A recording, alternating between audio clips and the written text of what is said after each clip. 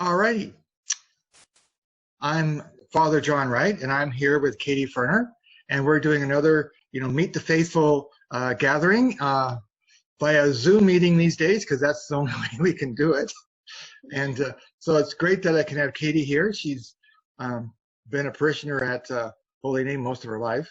So it's good to talk to her and to see what's going on in her life and how being a Catholic is important to her and what she's been called to do by God as a Christian and as a Catholic for the gospel. So welcome, Katie, to Meet the Faithful. Thank you, Father. I'm happy good. to be here. Yeah, it's super. I'm glad you're here too. So just tell me a little bit about yourself, like you kind of grew up at Holy Name and how that kind of thing works. Yeah, well, my family kind of moved in the area, I think 2004 when we started going. So I think everyone, or even maybe a little bit before that, I can't remember. That's okay. But everyone remembers when I was like a little tiny tot, and they like say how much they remember my mom and everyone coming to church. Yeah, I have so many fond memories. Yeah. Right. So how were you involved with the church back in those days? Back in those days. In those days. My mom is pretty devout. So we started homeschooling when I was in about grade 4, grade 3. And when we started homeschooling, we started going to daily mass. So just helping out with daily mass, like when my brother was of age to start altar serving, all of us kids did altar serving, eventually, passing down the baton to each other.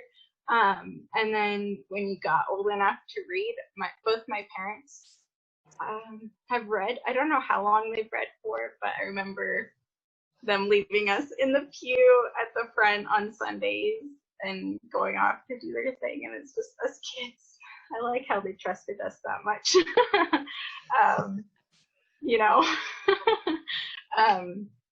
But so I've always grew up with parents that tried to be really involved, like with Knights of Columbus and CWL and lecturing and altar serving.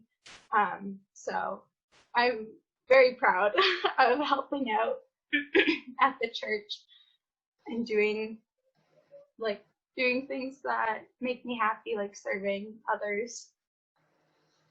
That's awesome. And so you grew up in the church. Now, I remember when we were talking a little while ago. Well, a while ago now, you were feeling, called by God to do something for the church. So how did that come about? Like something beyond the parish kind of thing.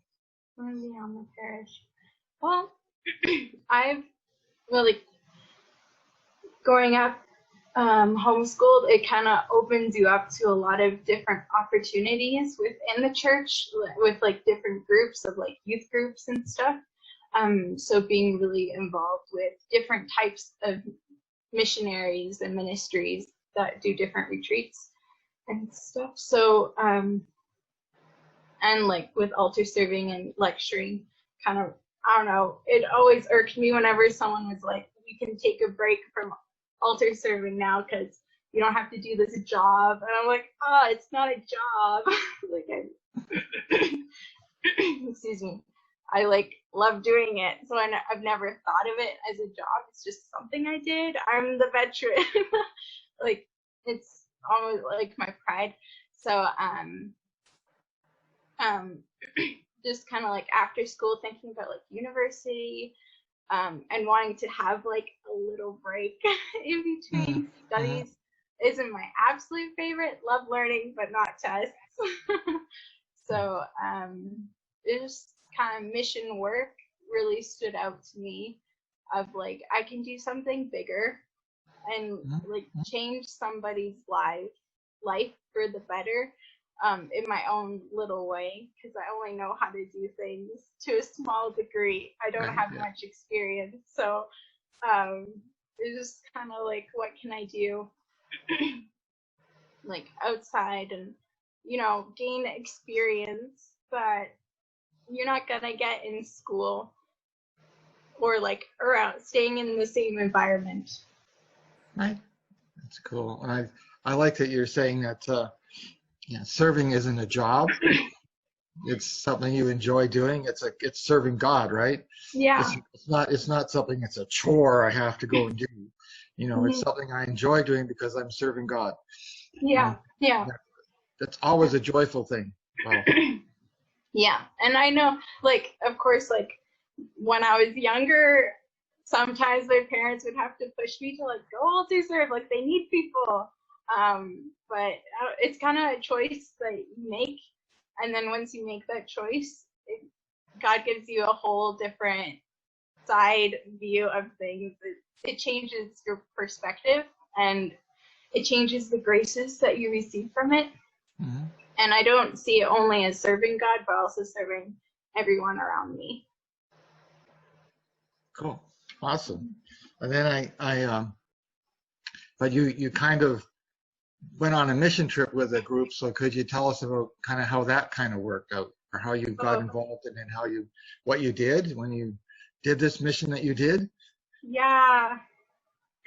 Oh man, it's so interesting. I know, like at first, I actually didn't think I would be a missionary. Like when I was doing grade 12 at a new school, homeschooling school. It's a whole other story. Um, but the teachers kept asking, like, did you like apply to like universities? Have you gotten scholarships? And my mind's like, oh my goodness, I have so many things. So it was so far from my mind. But people just kept, especially moms, kept coming up to me and being like, you should do a mission year. Or you should like, you should go out, do a mission year with, this program. Like, my son, he's doing it right now. Like, just talk to him. You'll love it. And a friend of mine was like, I really want to do a mission year. And her older sister did it the year before. Like, can you come with me? And I was like, kind of weird how many people are telling me to do this mission year. Like, I've gotten it before of different missionaries being like, you should join NET or you should join face to face, different missionary groups. But none of them were so persistent as this group. And usually when something kind of like stands out, like, oh, that's kind of weird, like this person's told me 12 times, like maybe I should look into it. Maybe someone's telling me what I should do. Yeah, yeah.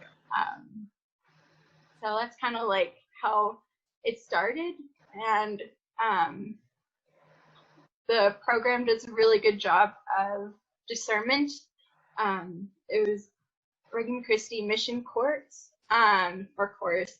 I always say it wrong. um, but there's a few interviews at first to see whether or not you fit in the program, and just getting to know you, getting to know like a little bit of your background, like how long have you like been in the church, and like what what do you know about like the Brigham Christie, or just the whole program in general. And I was like, I don't know anything, like nothing. But they're so welcoming, and just kind of the feeling that I got through the whole thing wasn't like a yes, like this is it. It was just like okay, you said yes to this interview, like God, are you gonna say yes again if I keep going? And I was just kind of waiting for him to be like, okay, that's good. You can, like, you're not going, but like you've trusted me this far, so it's great. And he never said no, so I went. Yeah, I just kind of view the whole thing as like a trust process of him just being like, I just want you to follow, and me being like, okay, I guess so. Yeah, and then meeting amazing people.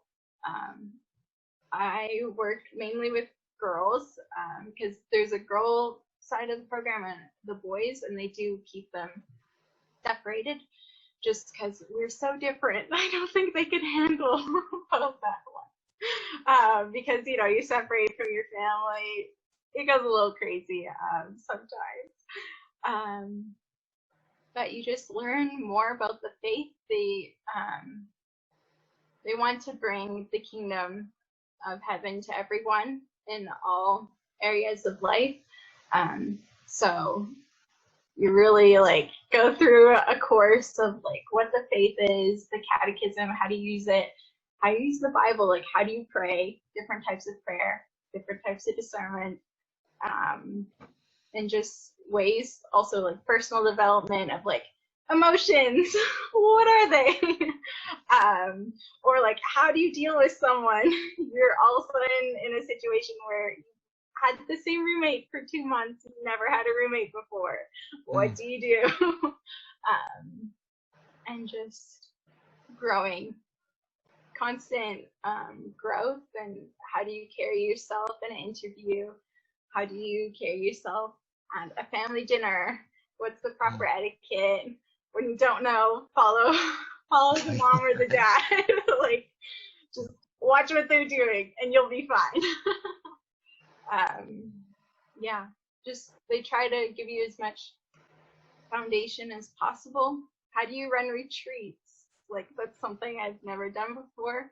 Been to retreats, so I know what they're like, but running one's a little different. And just how do you work with people that maybe you clash with? Different situations you might go on, how you discuss interesting topics, you know, with like teens or something, you're gonna run into those. So it was the beginning was so good in just getting the foundation and like understanding and knowing like, okay, do I really want to like figure this out? Because that's like an important part of our faith, is actually taking it upon myself to learn. Because I'm like, what am I doing, you know, if I don't try and really want to believe it for myself, or figure out like, oh, like, why is it for this certain topic? Like, do I agree? Do I disagree? Why is that? Why do I think that? Yeah. And why does the church teach it that way? Or what's a better way to teach this certain topic?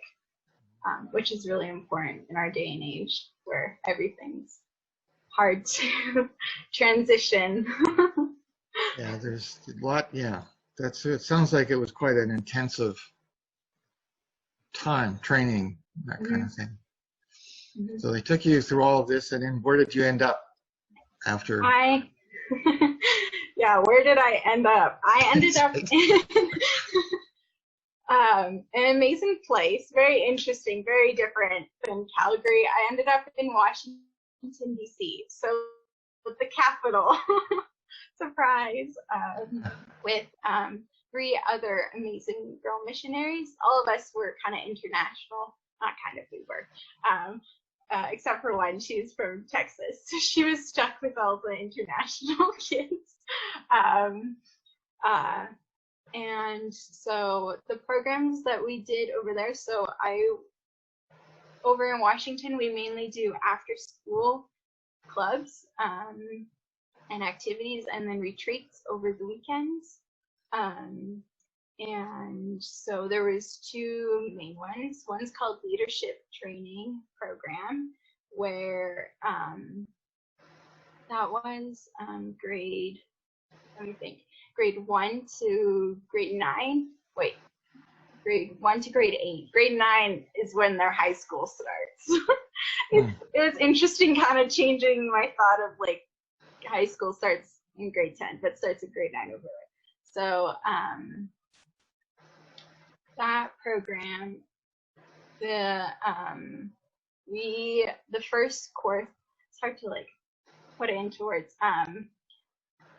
It focused on teaching leadership values and skills in the day and age, because it's the capital. There's a lot of like politicians and doctors and lawyers, kind of a lot of big important people, and like how do you find virtue in that kind of like day and age. A lot of people think lawyers like not so great, at least from what I've seen in some places, or politicians. But where are places in those kinds of jobs where we can teach amazing virtue, like, and what is an actual leader?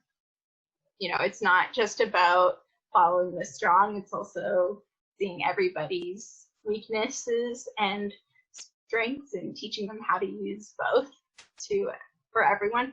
And also strengthening virtues like charity and honesty, yeah, and joy. Joy is an important one because, you know, work can get a little hard sometimes, and especially in different families with different situations. But so we actually trained, my job was to be support for the mentors, which for the leadership training program, it was grade 5 to grade 8. And then I had them for like a little bit, and then they went to the younger kids and taught them. So it was very much like, I teach you, now you teach them. And of course we'd step in to help. And the grade ones are so cute. And they don't listen very great. So, you know, you gotta help a little bit. But it's amazing seeing people, especially like little kids that you've seen for months, they just slowly grow and you can see it week to week. And then the second after school program I helped out with is called Challenge. And so the leadership training program is based only in Washington, D.C. and Virginia and Maryland, in that area. Challenge is worldwide. And that one, it's all ages as well, but the mentors are high schoolers. So from grade 9 to grade 12. And their focus was friendship with Christ and friendship with others. And I was very blessed, and the mentors were amazing, so I didn't really have to step in a lot, but just give ideas of like different games and helping them with any questions or topics that they might want to discuss with younger ones, like how do you form good friendships? How do you like kind of set up kind of boundaries, or different mission works of like, oh, they like doing food for the hungry at Halloween rather than getting candy, they ask for food. That was a lot of fun. So just kind of teaching them different virtues and different ways that they can show leadership in like small ways that impact large amounts. Sounds like it was a lot of fun, but a big challenge as well. And I think I was really busy. Probably a bit of a learning experience. Yes. Yeah. Yeah, and a faith experience too, right? Yeah.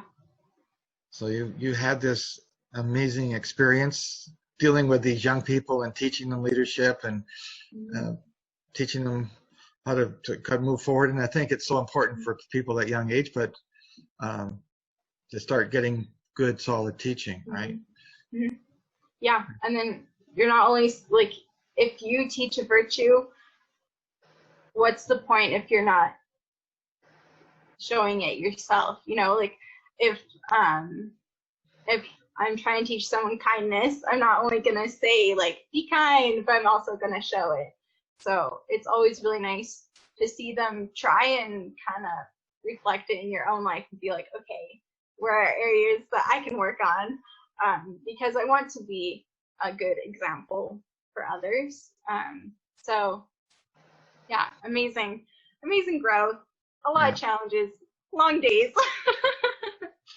Yes, but yeah, I understand that, because whenever you're teaching, or even when you're preaching, that the onus is, don't do just as I say. What I say has to be congruent with what I do. Otherwise it doesn't work, right? So that's the challenge. You have to, as a Christian, we have to to follow Jesus and believe him in our heart and live that, but then we have to live it out. Mhm. Make Yeah. it concrete. But thanks be to God, he's given us the Spirit to help us along, Mhm. or we'd be Yeah. in big trouble, I Yeah. think. No, it's true. Yeah. We were very blessed. They made sure that our prayer life was very strong right from the get-go, all the way to the end. There were certain what are they called? I guess commitments that we made. So what we did daily was daily mass and then morning and night prayers. So if you missed a night prayer or your morning prayer, you really knew throughout the day that you kind of really need it. And just that it gives you strength, and you figure out when you really like to have your daily mass. I prefer in the morning because I'd rather have them throughout the day than at the end. But just realizing that I really can't do it by myself, and if I try to rely on myself without prayer, I'm gonna burn out real quick. Yeah, I think that's true for all of us. Mm-hmm. Yeah, that's pretty central, actually. Well, not pretty central, is central. And so having done all this and now you're back here, what are you sort of seeing as your mission? Because every day we have a calling and a mission, whatever that is. How do you see yourself having that experience moving forward then as a Christian in the world today, sort of thing? It's such a good question. I had to really think about it when you asked me, because I'm still in the transitioning phase, I guess. I'm very, very slow at transitioning. But I guess right from the get-go, because I got sent home 3 months early and nobody really expected it. We were the second group to go home early. And just right from the start is just to be obedient, because nobody wanted to go. It was so sad. We were like, can't we just hide in the basement and we'll be quarantined and we'll be fine? Like, can we just stay? But just, it was so clear that I was supposed to be obedient. And what does obedient mean? Like, to be obedient? I'm very much a ponderer, so I was happy to be able to ponder a little bit on something, a little bit of a distraction,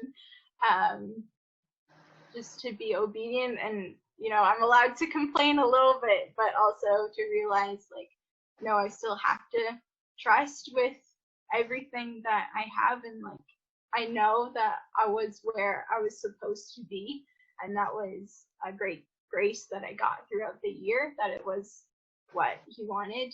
And now all of a sudden he changed it. So if he changed it, then the next place I go is where I'm supposed to be. So I need to always let that old place go a little bit. And when I came here, everything was up in arms. We didn't know what we were doing. We switched everything online, like everything else did. So actually, like last week was the week of us closing off leadership training program and challenge. So it was a little sad last week,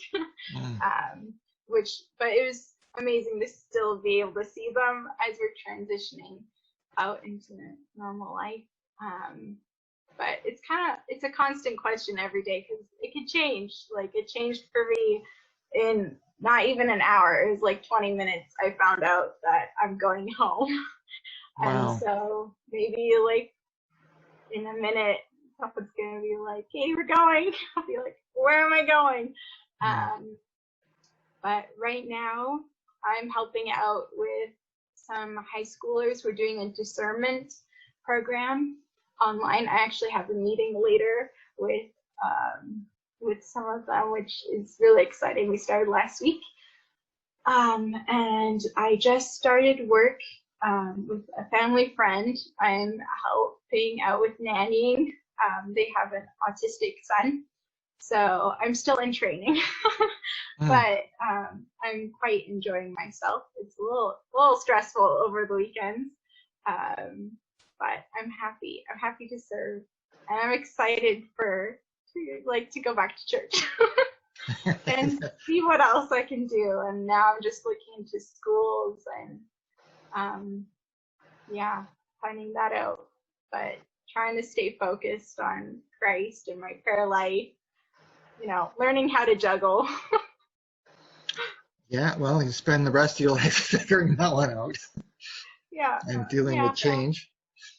Um, mhm, that's totally awesome, and it sounds like you're still busy doing things. And then you did, so it looks like there's lots going on and lots to look forward to as you move forward. And there was a song we used to sing that God is a surprise, and it was done by a priest. Carrie Laurie, I think was his name, and he had this little. When I was your age, that was kind of a popular song. Surprise, surprise, God is a surprise. Now it wasn't all that long ago, although I guess that's perspective. But so it sounds like you were saying God is a surprise. Things change, but out of that change, God has brought some pretty amazing stuff. mhm, And yeah, so I think that's absolutely awesome. yeah, So I yeah. and Keep going, Father. I'll listen. oh, I was just gonna say all this talk about prayer reminded me I have written here on my little thing here that I'm supposed to start with prayer, and for the second time, I just didn't pay attention to my script. So when just as we're finishing here, I think I'll end with a prayer. God is gracious. I think I think deals with our absent-mindedness. Mhm.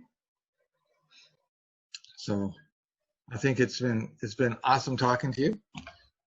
I hope you've enjoyed telling us about this trip that you've done, and I hope it maybe can inspire some other young people to look into it or to talk to you and find out what you did and how that worked out for you, and maybe what some possibilities are for them in the future.